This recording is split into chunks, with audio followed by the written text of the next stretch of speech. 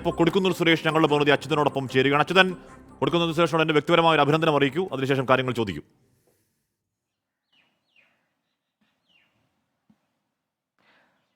M P, ആദ്യമായിട്ട് നമ്മുടെ ആങ്കറായിട്ടുള്ള ഹാഷ്മി അഭിനന്ദനം അറിയിക്കുകയാണ്.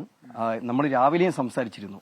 അത് കഴിഞ്ഞ് മണിക്കൂറുകൾ കഴിയുമ്പോൾ അങ്ങ് സ്പീക്കർ സ്ഥാനത്തേക്ക് നാമനിർദ്ദേശ പത്രിക സമർപ്പിക്കാനുണ്ടായത്. എന്താണ് പെട്ടെന്നൊരു തീരുമാനത്തിലേക്ക് കടന്നത്? അല്ല, സ്പീക്കർ സ്ഥാനത്തേക്ക് മത്സരിക്കേണ്ടി വന്ന സാഹചര്യം എന്നത് ഗവൺമെന്റ് ഭാഗത്തുണ്ടായ ഒരു നിരുത്തരവാദമായ നിലപാടാണ്. കാരണം അവര് പാർലമെന്ററി രംഗത്തുള്ള കീഴ്വഴക്കങ്ങൾ പാലിക്കുമെന്ന് നമ്മൾ പ്രതീക്ഷിച്ചു.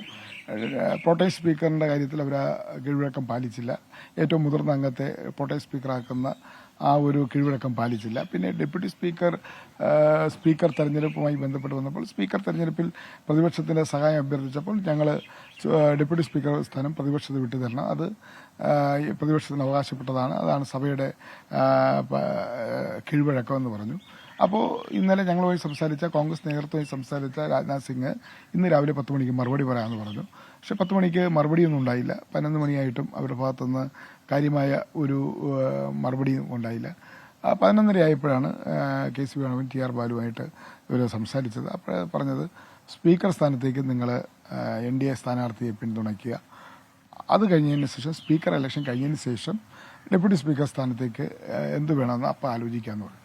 അത് നമുക്ക് തൃപ്തികരമല്ലാത്ത ഒരു മറുപടിയാണ് അവരിൽ ലഭിച്ചത്.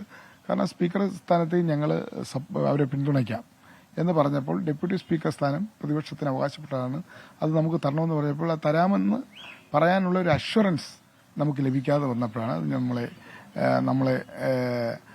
അവർ അവസാനം സ്പീക്കർ സ്ഥാനം കഴിഞ്ഞതിന് ശേഷം ഡെപ്യൂട്ടി സ്പീക്കർ സ്ഥാനത്ത് ഇതുപോലെയുള്ള അവരെ മാറ്റം അല്ലെങ്കിൽ അവരെ എന്താണ് അഭിപ്രായങ്ങൾ മാറ്റും അല്ലെങ്കിൽ പ്രതിപക്ഷത്തെ അവർ പരിഗണിക്കില്ല എന്നൊരു തോന്നൽ നമ്മൾ നേതാക്കന്മാർക്ക് ഉണ്ടായതുകൊണ്ടായിരിക്കണം അവർ മത്സരരംഗത്ത്. എന്തുകൊണ്ടാണ് ഈ ഭരണകക്ഷി ഇത്തരം ഒരു സമീപനം പ്രതിപക്ഷത്തോട് സ്വീകരിക്കുന്നത്? വ്യക്തമായ സംഖ്യ പ്രതിപക്ഷത്തിന് പാർലമെന്റിൽ ഉണ്ടായിട്ടും. പക്ഷെ അത് BJP നരേന്ദ്രമോദി ഗവൺമെന്റ് അധികാരത്തിൽ വന്നതിന് ശേഷം പ്രതിപക്ഷത്തോടുള്ള അവരുടെ സമീപനം ഇതാണ്. കാരണം കഴിഞ്ഞ 2 ലോക്സഭയിലും പ്രതിപക്ഷ നേതാവ് സ്ഥാനം തന്നില്ല, ഡെപ്യൂട്ടി സ്പീക്കർ പോസ്റ്റ് തന്നില്ല. അതുകൊണ്ട് അവർ പറഞ്ഞത് നിങ്ങൾ അംഗീകൃത പ്രതിപക്ഷമല്ല, നിങ്ങൾക്ക് എണ്ണം കുറവാണെന്ന് പറഞ്ഞു. ഇപ്പോൾ അംഗീകൃത പ്രതിപക്ഷമാണ്. 100 MP കോൺഗ്രസിനുണ്ട്, ഇന്ത്യ സഖ്യത്തിൽ 236 MP എന്നിട്ടും അവർ ഈ കാര്യങ്ങൾ ഡെപ്യൂട്ടി സ്പീക്കർ പദവികളും അതുപോലെ തന്നെ പ്രോട്ടേം സ്പീക്കറൊന്നും തരാതെ പ്രതിപക്ഷത്തെ ശിഥിലമാക്കാനുള്ള ശ്രമമാണ്. ഇന്ത്യ സഖ്യം കൂട്ടായി എടുത്ത തീരുമാനം തന്നെയാണോ? അങ്ങ് തന്നെ ഇതിന്റെ സ്ഥാനാർത്ഥിയായി നാമനിർദ്ദേശം നൽകുന്നത്? ഏറ്റവും വലിയ ഡെപ്യൂട്ടി സ്പീക്കർ സ്ഥാനത്തിന് അവകാശപ്പെട്ടത് കോൺഗ്രസ് ആണ്. അത് തരാൻ അവർ താല്പര്യം കാണിക്കാതിരിക്കുകയോ അല്ലെങ്കിൽ അതിൻ്റെ ഒരു വ്യക്തമായ ഉറപ്പ് തരാതിരിക്കുന്ന ഒരു സാഹചര്യത്തിലാണ് ഞങ്ങൾക്ക് കോൺഗ്രസ് അങ്ങനെ തീരുമാനം എടുക്കേണ്ടത്.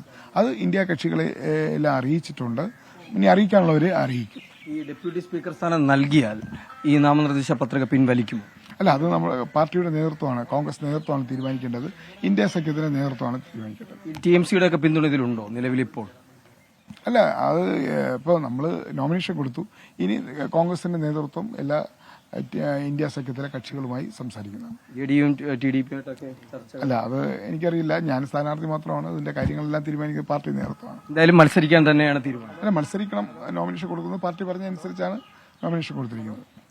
ഹാഷ്മി, അത് തന്നെയാണ്, മത്സരിക്കാൻ തന്നെയാണ് തീരുമാനം. കാരണം ഈ ഡെപ്യൂട്ടി സ്പീക്കർ സ്ഥാനം സംബന്ധിച്ച് അതിലൊരു അന്തിമ തീരുമാനം ഭരണകക്ഷിക്ക് നൽകാൻ കഴിയാത്ത വന്നതോടുകൂടിയാണ് ഈ ഇന്ത്യ സഖ്യം സ്പീക്കർ സ്ഥാനത്തേക്ക് ഒരാളെ നിർത്താൻ ആ ഒരു തീരുമാനത്തിലേക്ക് കടന്നത്. ഒപ്പം കൊടുക്കുന്നൊരു സുരേഷിനെ ആ സ്ഥാനത്തേക്ക് കൊണ്ടുവന്നതുമെന്നുമാണ് ഇപ്പോൾ അദ്ദേഹം വ്യക്തമാക്കിയിരിക്കുന്നത്. ഹാഷ്മി, ഓക്കെ, അച്യുതനാണ് ആ വാർത്തയുടെ വിവരങ്ങൾ നൽകിയത്. തുടർച്ചയായി ഇടയ്ക്കൊരു പരാജയമൊക്കെ ഉണ്ടെങ്കിലും 8 തവണ ലോക്സഭയിലേക്ക് എത്തിയ സഭയിലെ ഏറ്റവും മുതിർന്ന സാമാജികരാണ്. പ്രോട്ടേം സ്പീക്കർ കൊടുക്കേണ്ടതാണ്, അത് കൊടുത്തില്ല, കീഴ്വഴക്കം ലംഘിക്കപ്പെട്ടു. ഡെപ്യൂട്ടി സ്പീക്കർ സ്ഥാനം പ്രതിപക്ഷത്തിന് അർഹതപ്പെട്ടതാണ്, അത് കൊടുക്കില്ല എന്ന് നിലപാട് സ്വീകരിക്കുന്നു. സമവായം ഉണ്ടാകുന്നില്ല, സ്പീക്കർ സ്ഥാനത്തേക്ക് മത്സരത്തിന് നിൽക്കുകയാണ് കൊടുക്കുന്നൂർ സുരേഷ്.